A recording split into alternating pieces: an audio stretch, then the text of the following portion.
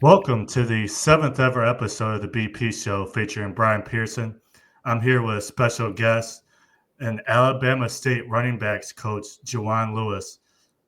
Juwan also played football at Eastern Michigan, my alma mater, and played at Ferris State, played some arena football as well. Coach, thanks so much for joining the show today. My pleasure, man. Been a little sick and shut in. This flu has no name on it, but always happy to get on and be able to talk ball, talk life through the game we love, man. Awesome. Yeah, sounds great. And coach, we'll just start by just going through what your football career has been like. I understand, well, we know you played college football. I know you played at Eastern.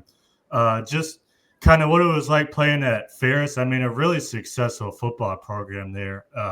And then arena football and how that game's going or growing. And then, just how your time's been at Alabama State. Yeah, so I stepped on campus at Eastern Michigan in the summer of 2012. Was there until spring of 2016, and then grad transfer to Ferris State to play my last year. And the pleasure, one of the greatest fraternities known to man, the Omega Psi Phi Fraternity Incorporated, by the way of the Phi Zeta chapter. Um, from there, definitely it was a grind trying to make it to the next level between NFL and CFL. When you're a guy who transfers down, you have to have unbelievable stats to go along with transferring down. Was still able to get a draft grade and everything, but you know you can't just test good and everything else and not have a grade 40 to go along with it. The crazy thing is, I had a workout with a CFL team about a month later, ended up running the 40 I should have ran at the pro day. So I had a bunch of private workouts, stuff like that. Ended up, ultimately playing arena, which was a great decision. I started out playing with the Duke City Gladiators, who are now in the IFL. Went there as a mid-year sign. Ended up winning the first championship in franchise history nationally. So went on to play an additional year for two other teams. And then ultimately, having a conversation with my younger brother, Kari Wilcox, really had a big influence on me starting to get into coaching, and I just completed my 7th year. So I'm going into year 8. I've been at Alabama State for 3 years now. My anniversary just passed. I stepped on campus in February of 2023, so I'm going on year 3, and it's been an unbelievable experience. With with a lot of the things you learn, the talent you see within the SWAC conference and FCS Division I football as a whole. It's a treat day in and day out, and then the people that you just work with, that you go to war with, that our offensive staff is uber good, defensive staff is uber good, and then with our head coach doing such a good job, a great job of his hires, you just hire within and move pieces around, and it's a very rich tradition here. So. Well, that's awesome, man. So when you were at Eastern, you said you graduated in 2012, No, or you so I was started a in part of 2012? I started in 2012. So I came in under Ryan English and finished under Chris Creighton. Yeah. So I was that's why I wanted to ask, because you mentioned 2012. I didn't know if you started in 2012 or graduated in 2012. Because I mean, that year that's a big deciding year for Eastern football. I mean, because Chris Creighton came in 2013, I think it was, and 14. 14. Okay, yeah. So when he came in, I mean, he struggled right away, which it's hard to win, especially at that level right away. But man, the stuff that Chris Creighton has done for Eastern football, it's it's astonishing. It's shocking. But I was there for his press conference. I watched his press conference. I was like, man, this guy really knows how to command a room. He knows what he wants to do. Uh, he spoke confidence. You could tell he was confident. And look where we are now at Eastern football. We're consistently making bowl games and competing in the MAC conference. So what was that transition like for you? I mean, no disrespect to Ron English. Ron English is a great coach. It just didn't work out at Eastern. We saw him under Lloyd Carr at Michigan in the early 2000s. So I like Ron English. No disrespect to him. But what was it like to have a guy like Chris Creighton come in and just totally revamp the football program? Yeah, I mean, when I was there, I went through kind of an ups and down era of Eastern Michigan football, and I don't regret my decision of playing there. I got to be a part of a loaded, backfield with, Bronson Hill, Ryan Brumfield, Giovanni Green, was it Darius Jackson at the time, Shaq Fan. I think Dominique Sure was on his way out when I was coming in. Um, so it was an extremely loaded backfield amongst a lot of other guys on the team. The Kevin Johnsons, the Tyrees. Um, our quarterback room was pretty stacked as well. O line was pretty exceptional. Defensive unit, had a culture of their own. But I would, like I said, it was an up and down type of era. It was almost like that era of when I was there really paved the way for what you see now. Um, and you have to, in order to get to that success and the consistency of what you see now is just years of building and patience. And I commend Eastern Michigan football, what they've accomplished up to this point. And I think the athletic department as a whole has done a tremendous job. Just speaking from an alum and from a coach's perspective, but it was a lot of blood, sweat, and tears and effort, but that doesn't take away from what Coach Creighton's vision has been for that program and what he's been able to accomplish. Even the coaches ahead of before him, a lot went into it, and you're just seeing the benefits of sacrifice and methodical precision. So. Yeah, and me as an alum, and just being around the athletic programs as much as I was, not just when I was in college, but throughout my whole life, it's awesome to see, like, because Eastern football struggled for a really long time, and Chris Creighton has came in and done just wonderful stuff with that program, and I'm really happy with the state of the program, and if we could just make a bowl game and have a winning record, like I'm happy with that. Of course, the goal is MAC championships, but I mean, this program's headed in the right direction. I'm really happy about it.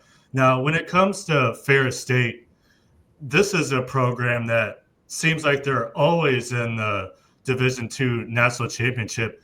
How is Ferris State able to have so much success in that deal? Man, I mean, to be honest, you just and I can only speak so much because I'm not. I mean, I'm not a head coach. I aspire to be one in the future, but you find what works. You figure out your foundation, you create your system, and you find what works. And so long as it works, whether it be Eastern or Ferris, it's worked consistently and consistently good equals great at the end of the day. So the more days you stack that are good, it's going to equal out to a great outcome. So for those guys, those two programs, they've found something that has worked for their players, their staff, and their department as a whole to continue to have success like they've been, just like we have at Alabama State. Yeah, for sure. And when it comes to arena football, and going back to Ferris State, I wanted to mention, like, whenever you can have that kind of success and, making it to that level of football pretty much. I mean, it seems like it's every year. Now, I know it's not literally, but I mean, they've been in the national championship game. Like, it seems like every other year. So, you know, when you're a program that, has winning records, is competing for championships, and not only competing for championships, but doing it at the ultimate level, that says a heck of a lot about your program. It means you're doing really good. When it comes to arena football, uh, what would you say is the state of arena football today? Yeah, I think arena football is actually in a pretty good spot, man. There's so many different leagues and outlets now for you to, get plucked up by the next, big league or top tier leagues. You know, I think it's in a good state, with the granddaddy leagues being the IFL. When I was initially coming in, you had the IFL and the CIF. I was able to play in both, and you get a lot of great football players who are betting on themselves, investing in themselves. A lot of different guys, between NFL and CFL, had some arena starts. It's tough, but it's a well on investment if you believe. Like I said, if you invest and believe in yourself, you'll get some return on that investment. Now you have the UFL. There's all like I said. There's all these different outlets of professional football, where you can really display what you have, in order to get to that next level. So I think it's in a great spot. I'm excited. I continue to be an excited arena alum, to see these guys continue to grow within the different leagues. My dad is actually, uh, uh, a seasoned arena football coach now as well. Um, I'm not going to say that I inspired him to do that, but he's a strong, fully invested coach for the West Michigan Ironmen that's been around for some time. Had some different colors, had some different names, but um, shoot, man, it was a fun experience for me. Going all that way, winning a national championship, being recognized, and in the city of Albuquerque and the state of New Mexico, like it was awesome. And then your name just spreads. You get some of the same notoriety as you get between the NFL, the CFL, UFL. There were so many different outlets, but it paved the way, and it made me even a more complete player to play outdoors. But obviously, I was called, or to have a voice in developing players, man, schematically, emotionally, just overall as men. So Yeah, and we see athletes that play arena football who have NFL potential. I mean, like, you're talking about guys who a lot of them succeeded in college. They just maybe didn't have that good workout at the combine, or it just didn't work out for whatever reason at the NFL. But arena football has NFL caliber players. Just because they're playing arena football and not in the NFL doesn't mean they can't play in the NFL. It's just it didn't work out, or they chose to play arena football. And then you got guys like Jake Bates for the Lions. When you talk about other professional football teams, this guy came from, I think it's the USFL, and it's it's a pro football league. It might not be an elite pro football league, but when you're kicking 60 yarders right down the middle, that's elite football, and that's NFL football. So, it's there's definitely talent in arena football. Now, when it comes to your coaching at Alabama State, and you've coached at a few places as well, what does it take? What would you say it takes to become a college football coach? uh, it takes some patience. Uh, it takes some true investment, um, time and affection. I say all that because I tell guys this story all the time. Like, where I am now is in, I didn't just get here overnight, man. I had to grind just like anybody else and start from the ground up. My first coaching job was a volunteer job, making 1,000 under the table, and with the long days, hard nights, um, continuing to stay in this profession and get everything I can from the next coach. Um, Here I am again, completed my 7th year, and I'm at Alabama State Division I FCS in a very accredited conference, being the SWAC. So it's going to take some time. It's going to take some patience. It's going to take some affection, and really, it's going to take some compassionate leadership. You know, whether you being compassionate or you finding someone who has compassion for not only their craft but just for the profession as a whole.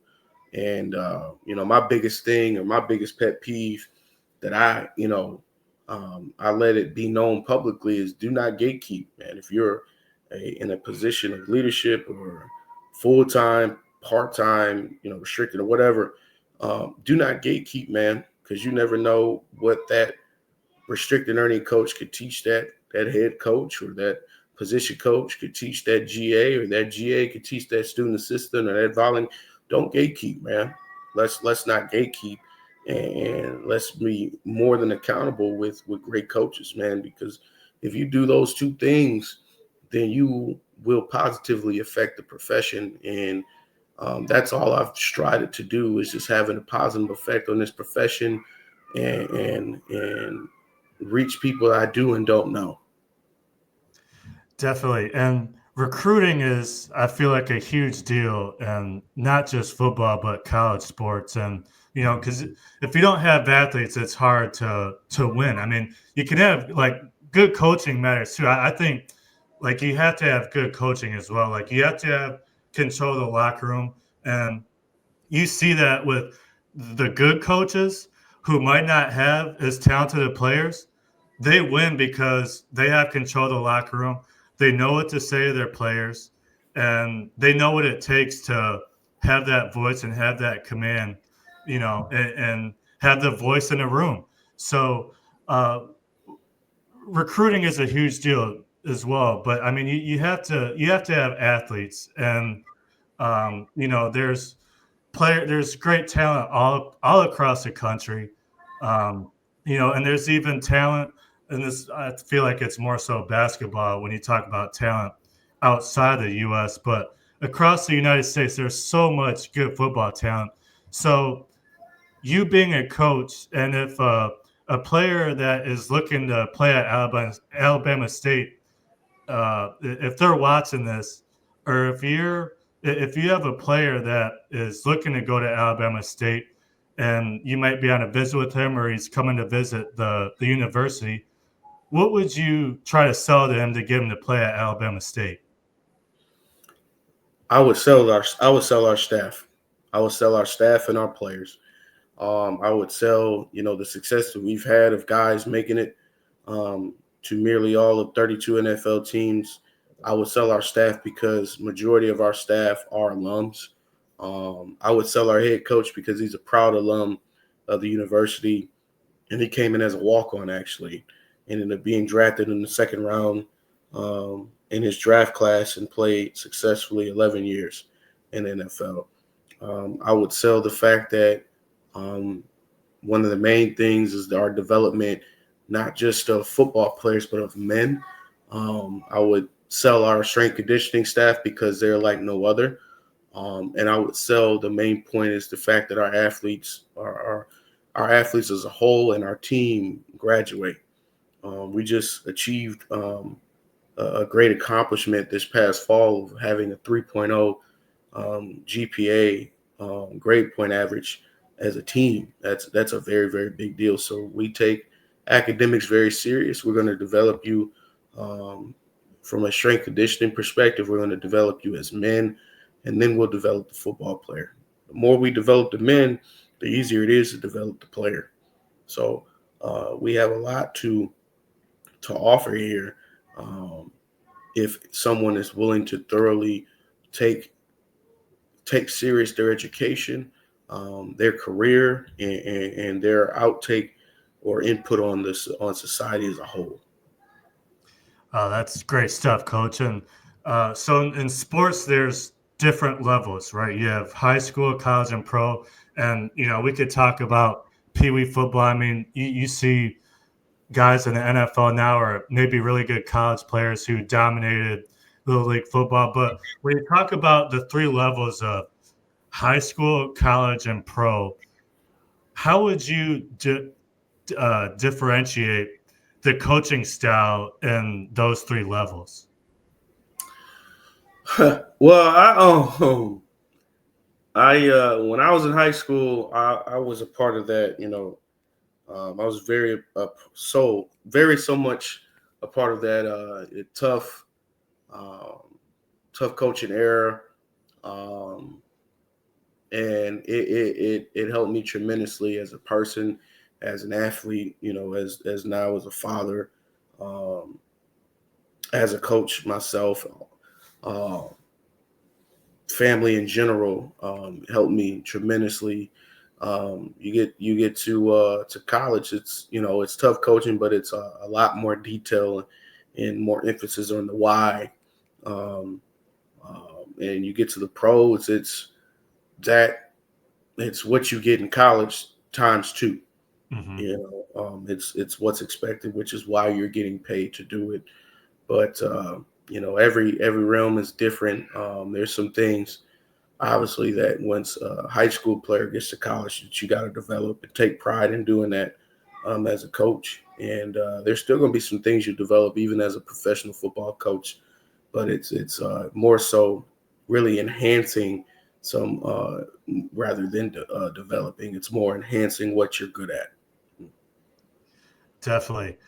Coach, thank you so much for coming on the podcast today. And I really appreciate it. You gave some awesome insight, awesome stuff. And it's great to hear about your career and your coaching resume. And I think it's awesome. And, I could just tell you're a good coach by the stuff you're saying. So it's great to have you on the podcast. And thank you again so much for joining the show today. And I hope to have you on again in the future.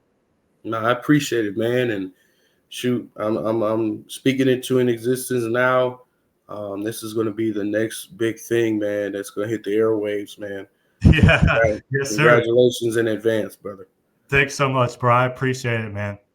No And we'll problem. talk with you soon. All right. All right, man.